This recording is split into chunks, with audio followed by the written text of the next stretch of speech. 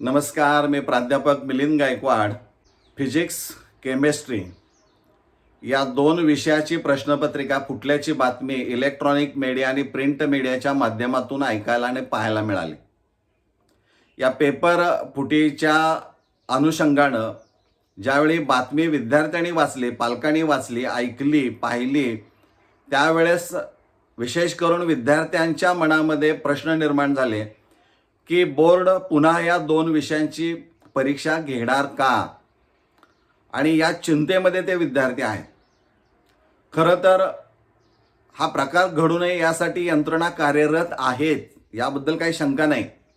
पण असं असताना सुद्धा प्रश्नपत्रिका फुटते म्हणजे नेमकं काय होतं हे मात्र गौडबंगाल करणं गरजेचं आहे.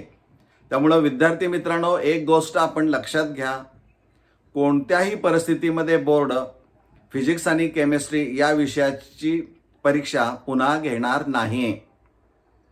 आणि आपण नेमकं काय करायचं, तर जे काही तुमचे आता पेपर्स राहिलेले असणारे आहेत, म्हणजे विज्ञान शाखेचा विद्यार्थी असेल तर बायोलॉजी असेल किंवा बायफोकल सब्जेक्ट्स असणारे आहेत, राहिलेल्या विषयांकडे आपण लक्ष केंद्रित करा.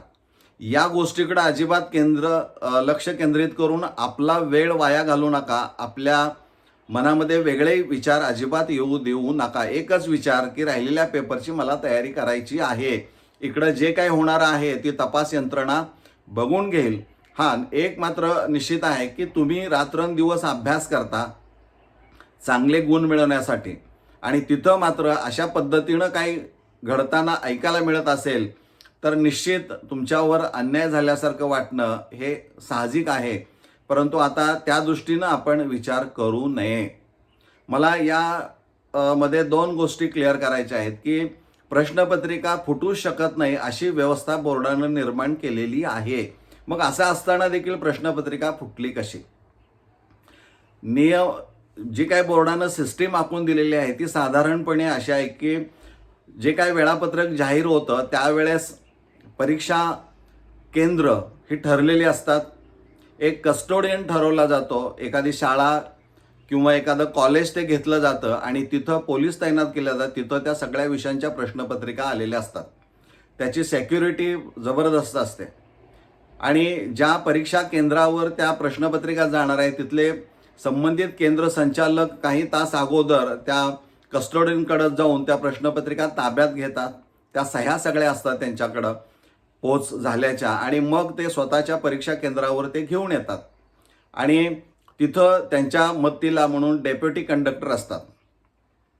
इथं एक गोष्ट आपण लक्षात ठेवणं गरजेचं आहे की बोर्डानं ब्लॉक जो तयार केलेला आहे तो 25 विद्यार्थ्यांचा एक ब्लॉक आहे. त्यामुळं प्रश्नपत्रिकेचा एक पाकिट ज्यावेळी आपण विचारात घेऊ त्यामध्ये 25 प्रश्नपत्रिका असतात. ते बंद पाकिट असतं आणि अशीच बंद पाकिटं केंद्र संचालक घेऊन येतात आणि डेप्युटी कंडक्टरच्या माध्यमातून वर्गामध्ये पेपर सुरू होण्यापूर्वी, मग सकाळचा सत्र असेल तर 11ला 10 मिनिटं कमी असताना, दुपार सत्रामध्ये 3ला 10 मिनिटं कमी असताना ते गठ्ठे प्रश्नपत्रिकेचे संबंधित डेप्युटी कंडक्टरच्या माध्यमातून वर्गामध्ये दिले जातात. दरम्यान विद्यार्थ्यांची फिजिकल तपासणी सुपरवायझरकडून केली जाते की त्याच्याकडे जे काही परीक्षेच्या संबंधित काही घटक म्हणजे जे काही मटेरियल मिळत असेल ते सगळं काढून घेतलं जातं. मोबाईल काढून घेतला जातो, जवळ काही ठेवू देत नाहीत. फिजिकल व्हेरिफिकेशन केलं जातं आणि बरोबर 11ला 10 मिनिटं कमी असण्यापूर्वी मग तिथं उपस्थित असणाऱ्या 2 विद्यार्थ्यांना बोलवलं जातं. त्या गठ्ठ्यावर ते बंद आहे, विद्यार्थ्यांना ते दाखवलं जातं. त्यावर त्यांची सही घेतल्या ते त्यांचा एक्झाम सीट नंबर लिहिला जातो आणि त्यांच्या समोर ते गठ्ठे म्हणजे ओपन केले जातात. आणि मग बरोबर एक्झॅक्ट बेल ज्यावेळी होते 11 वाजता किंवा दुपारी 3 वाजता त्यावेळी त्या प्रश्नपत्रिका वर्गामध्ये डिस्ट्रीब्यूट केल्या जातात.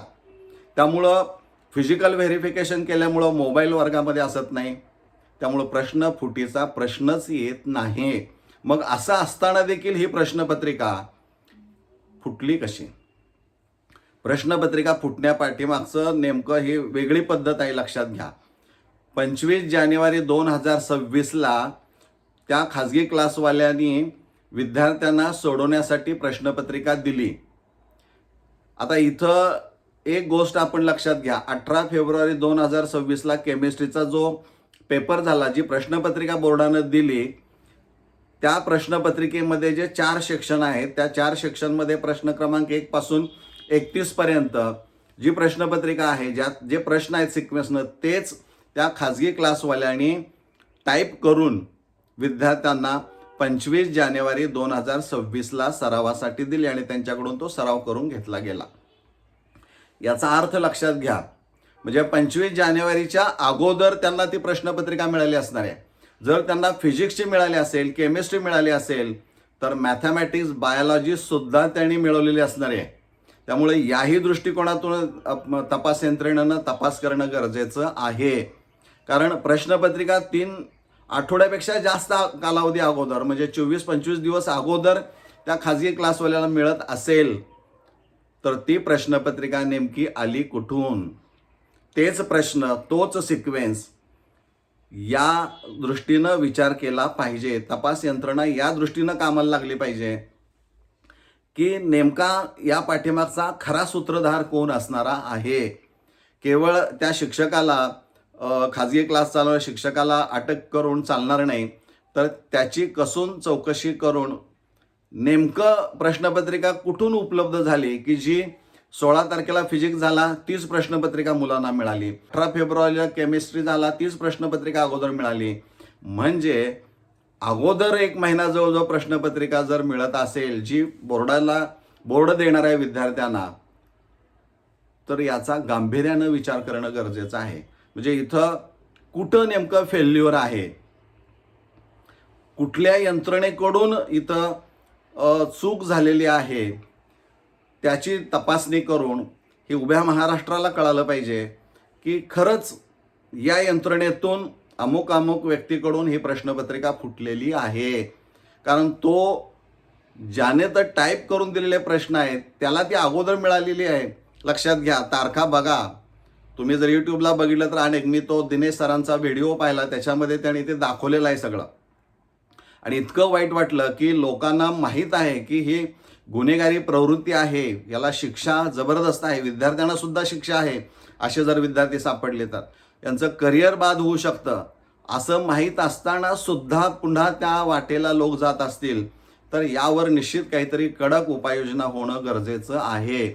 एक विद्यार्थ्यांच्या मनावर असेल, अशा यंत्रणेच्या मनावर असेल, एक दबाव असणं गरजेचं आहे की पुन्हा त्यांनी या पद्धतीनं विचार करू नये.